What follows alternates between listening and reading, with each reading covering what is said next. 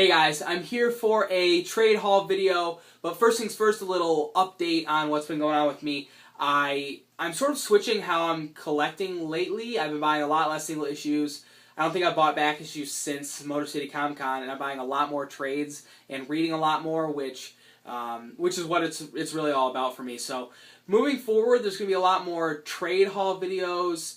I've just been obsessed with filling out my bookshelf over the past couple weeks, so a lot more trade videos, and because of that, I want to start doing like a monthly wrap-up where I can talk about all the trades that I've read over the course of the month, give a little airtime to things that I'm reading outside of my normal weekly books. So look for that coming up pretty soon as we get towards the end of June. But let's get into this this trade haul. I actually have quite a few books from a couple different places, so let's get into it.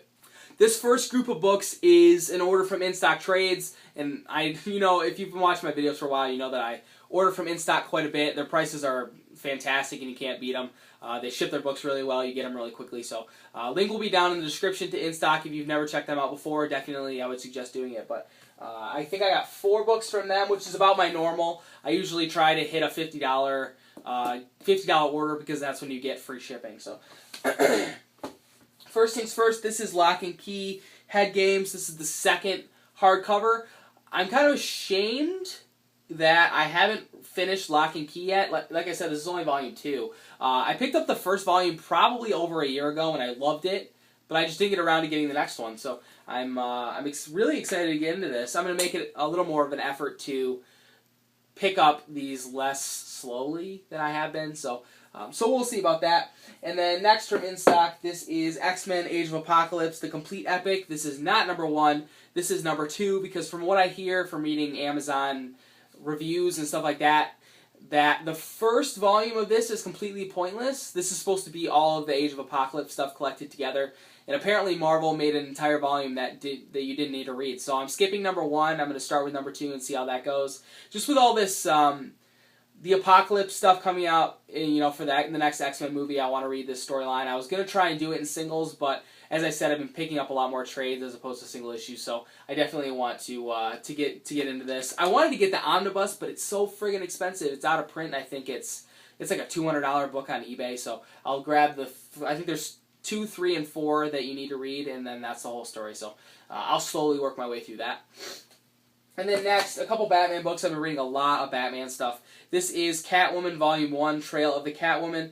This is the Ed Brubaker run with artwork by Darwin Cook, which is absolutely fantastic. Let me find a good page. Darwin Cook is the man. I've been reading quite a bit of Catwoman stuff lately, and I've been into the Catwoman character lately, which even though I don't know a ton about her, so I'm slowly getting into that kind of stuff. I'm reading a lot of Batman stuff, and I'm sort of starting to branch out just from Batman books. Like I said, I've been reading a lot of Catwoman and Batwoman, and I'm going to start getting into some of the earlier Harley trades as well. So I can't wait to get into that. And then last from InStock, a book that I've read before that I borrowed from a friend, and it's an essential for any Batman fan, for any really comic book fan. This is Batman Year One.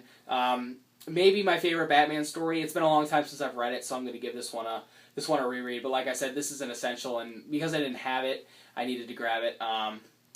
There's a deluxe hardcover of this, which I really want, but it's out of print and it's kind of expensive. So I'll keep my eye out for that in shops and grab it if I have the opportunity to. But yeah, Batman Year One is definitely an essential.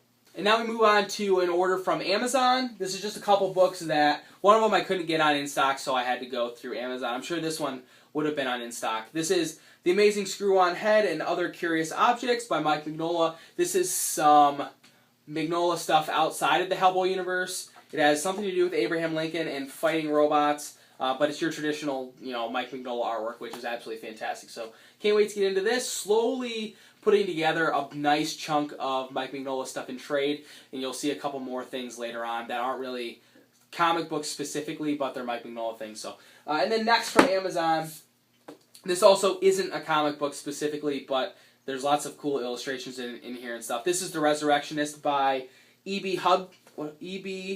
Hudspeth. I gotta thank Sherpanaut for turning me on to this one. He told me about it a long time ago, and I just recently ordered it from Amazon, but from what I understand, the first half of this book is a fictional biography of Dr. Spencer Black, who was, according to the story, like a doctor who theorized that mythological creatures were actually like the ancestors of humans.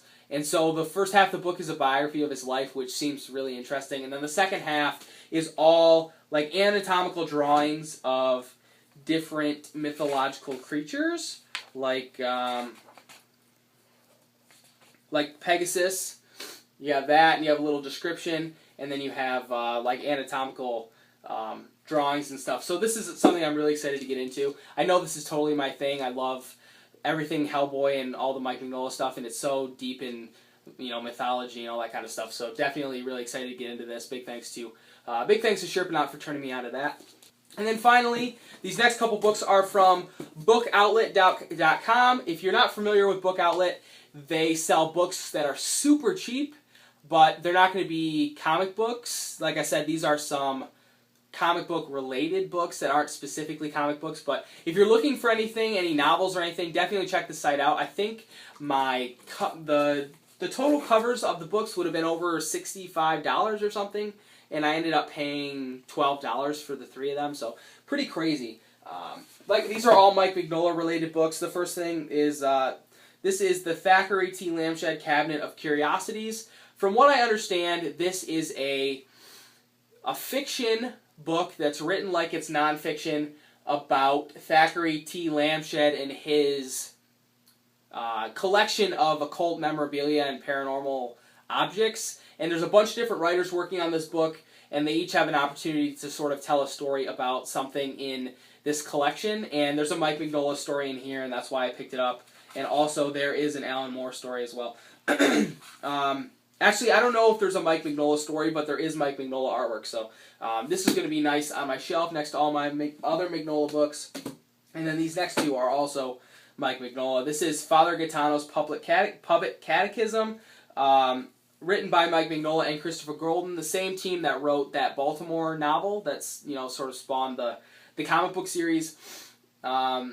As you can see, Mike Mignola artwork on the cover, and then also some little Mike Mignola illustrations on the inside. This is about killer puppets, I believe. And then in addition to that, I have Joe Gollum and the Drowning City, Mike Mignola and Christopher Golden again. I don't know what this one's about. I think it's a steampunk story, but there seems to be more Mignola illustrations in this one, which I'm totally fine with. I really love that Baltimore novel, and like, if you're into that Baltimore series and you haven't read that novel, if you're into reading normal books, I would definitely suggest checking it out. You get a lot more information about the Baltimore universe than you'd get in the normal comic book. So I'm excited to get into these as well. Like I said, I'm working on getting a bunch of Mike Mignola stuff together, and they're going to look really nice on the shelf next to all my BPRD Hellboy stuff and all that other stuff. So thanks for watching, guys. That's all that I picked up this time. I think I'll be back on Wednesday with my normal pull list video, and this big thing that I keep talking about, this big book that's supposed to be coming into the shop, I think comes in this week. So if it does, I'll have an overview video of that up maybe over the weekend. I'm really excited about that. But thanks for watching, guys. Take care, and I'll talk to you again soon.